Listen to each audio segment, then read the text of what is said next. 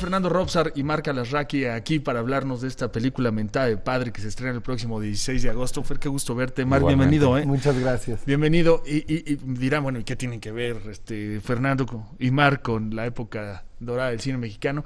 Y es que Mentada de Padre tiene que ver con la época dorada del cine mexicano. Fer, bienvenido. Marc, bienvenido. Gracias. Es una comedia, es una especie como de homenaje, no sé, guiño, un pretexto, no sé cómo llamarlo. Es un apapacho a la época de oro del cine mexicano. Es una película que sucede en 1940 y cuenta la historia de 4 hermanos que se ven obligados a competir por la herencia del padre.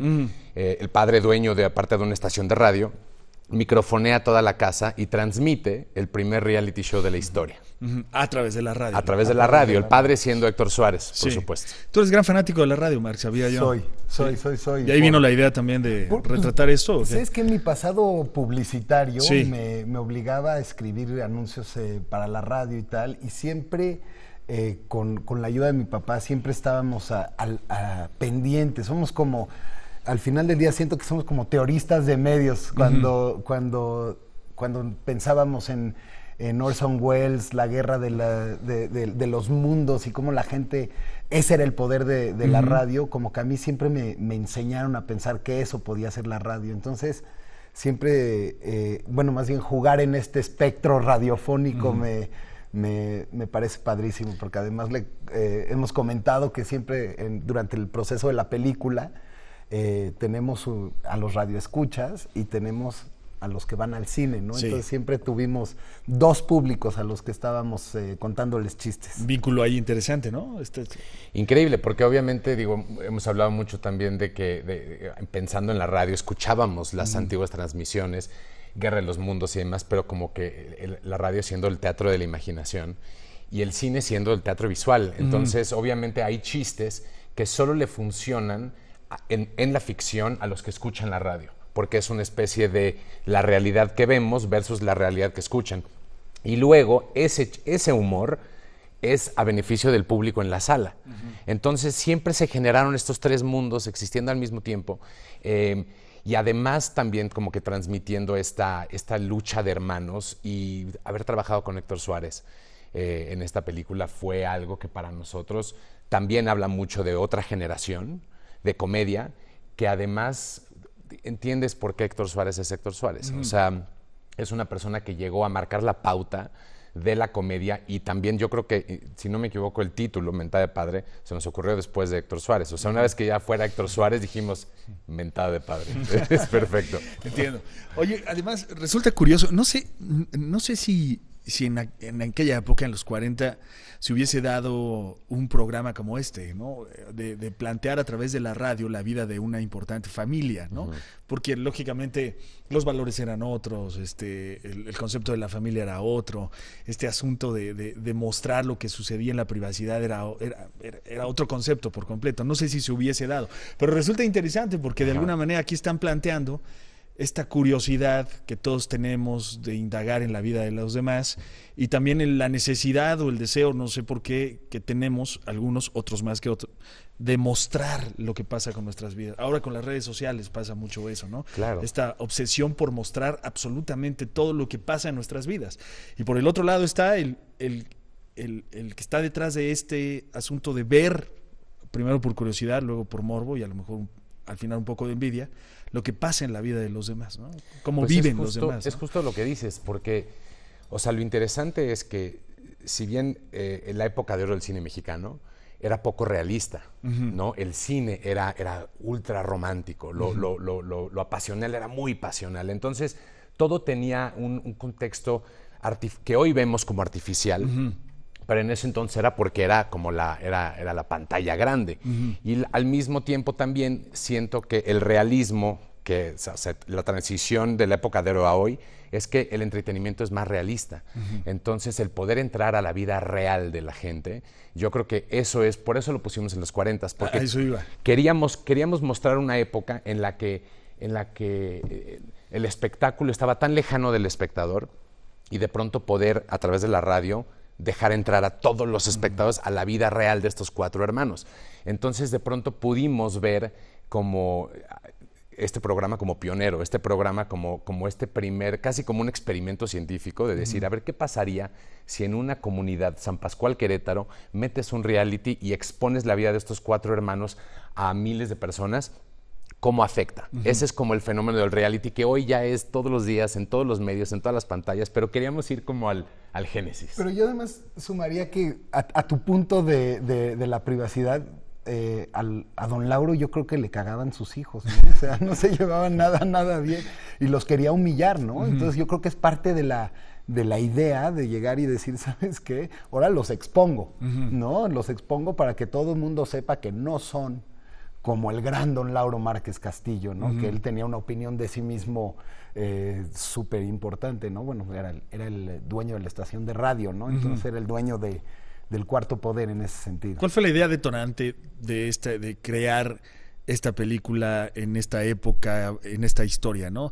Digo, es un hecho, México es un país al cual le gusta en el cine ver comedia, ¿no? Ya está más que comprobado, ¿no? La taquilla lo ha dicho, la comedia es la que manda hoy por hoy, ¿no? Sin embargo, me imagino que ustedes como productores, como guionistas, están ocupados en el tema, pues de también presentar algo que salga de la fórmula tradicional que hemos venido viendo ya desde hace muchos años, que a mi parecer puede estar justo en el filo de la navaja de haber llegado ya a dar lo que tiene que dar y a empezar a ver cosas que se están haciendo única y exclusivamente por generar dinero, ¿no? Ya sin ninguna propuesta, ¿no? Yo te diría que nosotros crecimos envidiando como premisas de cine que hasta ridículas podían ser, ¿no? O sea, una serpiente secuestra en un avión, ¿no? Sí. Una piraña gigante. Era como que la gran pregunta que nos hacíamos siempre era, ¿por qué ellos pueden imaginar tanto y nosotros no? ¿No? Nos volteamos a ver comedias de Monty Python y agarran la época de Jesucristo y sacan comedia de ahí.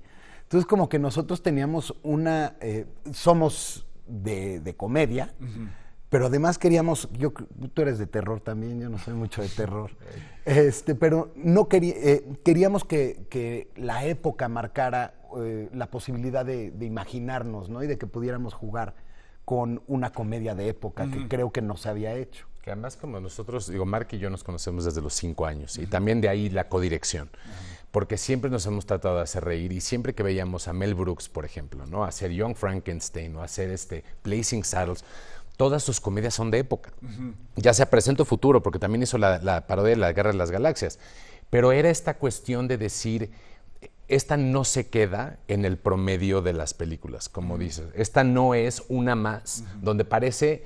que a mí me parece como espectador que de pronto nada más le están cambiando el vestuario a la gente y están llamándolo una película distinta.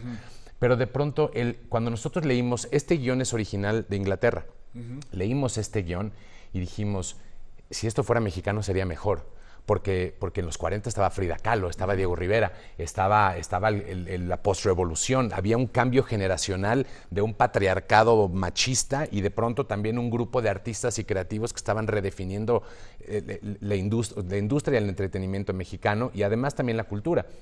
Es la época de la radio, cuando se hacen los grandes grupos radiales de la época, es ahí. La radio era el principal elemento de entretenimiento en aquella época, ¿no? Exacto. Y al mismo tiempo seguramente había alguien diciendo, ¿cómo cambiamos esto? ¿Cómo necesitamos más? ¿A quién más traemos? ¿Qué hacemos? Entonces nos hacía que era el contexto perfecto, pero como dice Marc, esta película plantea algo distinto. Esta película pasa en 1940, junta la comedia de gente como El Diablito, Osvaldo Benavides, Mauricio Isaac, Antonio Gaona, con la comedia de Héctor Suárez también. No es una comedia que le da la espalda a la tradición mexicana y simplemente trata de copiar lo americano, sino como que le da la vuelta y abraza también esa comedia de Tintán, esa comedia del Mantequilla, esta comedia de Cantinflas, hablando del cumpleañero. Esta comedia que era muy audaz, era como ágil, tenía como una parte verbal y una parte física sin caer en el pastelazo, como que, y en el fondo de todo también decía algo. Así es. Había algo que tenía Cantinflas y que tenía Tintán, que siempre estaban diciendo algo acerca de la sociedad, y yo siento que esta película, para la gente que quiere solo reírse, se va a reír, pero para la gente que quiere encontrar un poquito más, también encontrará es un poquito la destrucción y el poder destructivo que tiene este reality adentro de esta comunidad. Interesante, Fer. Oye, como interesante también lo que mencionas, Marc, porque a veces pienso con este tema de por qué ellos, los gabachos, sí pueden imaginar, por qué pueden hacer una película como Sharknado en donde tiburones vuelan, ¿no? La serpiente esa cosa. Y nosotros como mexicanos consumimos ese producto y salimos diciendo, pues está chida la película, ¿no? No importa que sea una chafez el tema, ¿no? ¿Por qué si en México se hiciera una película así, imagino yo, terminaremos diciendo, ¿qué es esto? ¿Qué clase de película? ¿Ustedes consideran que hay cierto malinchismo de nuestra parte como espectadores con respecto al cine mexicano? Yo creo que te lo tienes que ganar. O sea, creo que es una teoría como de progresión. O sea, como que vas abriendo cositas que te van ganando nuevos géneros o que te van ganando nuevos gustos en la gente. O sea, como que siento que, digamos, la comedia de los Mis Reyes está ya en un lugar casi agotado. Pero sí. Pero eso te gana nuevas comedias, ¿no? Eso te abrió un camino donde no había antes. Y entonces siento que en la medida en la que la gente los productores vayan generando cositas un poquito más arriesgadas, te las vas ganando. Que ese es el tema, arriesgar, ¿no? Porque el tema es luego arriesgar. De repente me da miedo que este asunto de las comedias, ¿no? De Mis Reyes y de las comedias en general termine como el cine de las ficheras de los 70, ¿no? Exactamente. Que fue un poco lo que sucedió en aquella época. Uno encuentra una tendencia y de pronto la masa se empieza a ir a esa tendencia y dice, hagamos solamente esto porque esto es lo que funciona, que es el peligro con llamar el cine comercial o el cine de arte o el cine, categorizarlo. Y también es la importancia de los incentivos gubernamentales para la producción de cine, porque muchas veces la primera película que sale de un estilo nuevo que quizás marca una nueva tendencia, solamente se hace cuando hay riesgo, cuando hay un riesgo por parte del gobierno que apoya al cine y a la cultura, por parte de las distribuidoras, por parte de los productores y empezando por los guionistas. O sea, siempre para nosotros ha sido un llamado en Lemon a todos los guionistas a decir, lo que ustedes escriban nosotros hacemos. Entonces, hagan esa historia que dicen, esto no funciona en México, esto es demasiado riesgoso para México. Esa es la que queremos hacer. El cine de acción en México, ¿no? Por ejemplo. O sea, no hay cine de acción en México como género, no hay películas de acción en México, y ¿no? ni siquiera es por el tamaño de la industria, porque tú ves, claro que Estados Unidos es una excepción, pero tú ves películas tailandesas, películas de Corea del Sur, películas indias, incluso en Hollywood, en Nigeria, encuentras cine de acción sin importar qué tan primermundista es la sociedad en la que están siendo hechas. Es la voluntad de hacerla. Siento que en México de repente solo hay dos tipos de cine. El de arte, muy clavado, ¿no? Que es hasta a veces muy selecto, ¿no? Y este tipo de cine de comedia que es abierto, que es popular, que es a donde va la masa, que es lo que genera taquilla. Pero que no veo ¿no?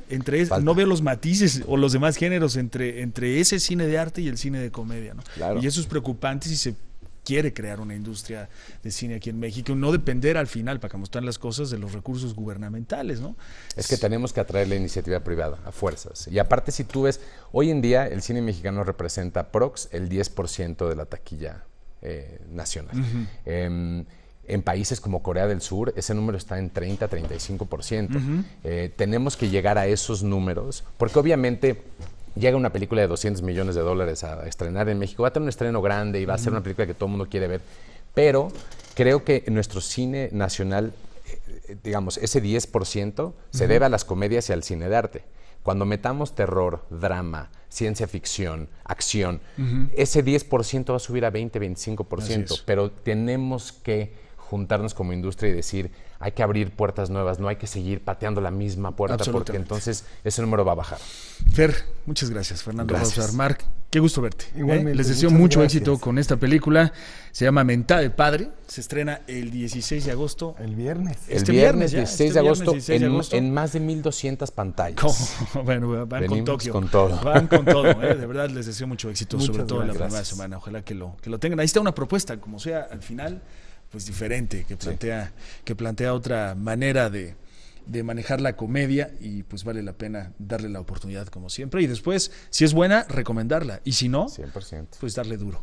Creo que eso al final también le ayuda mucho a la industria. 100%. ¿No? Gracias, Fer. Marc. Gracias. Gracias.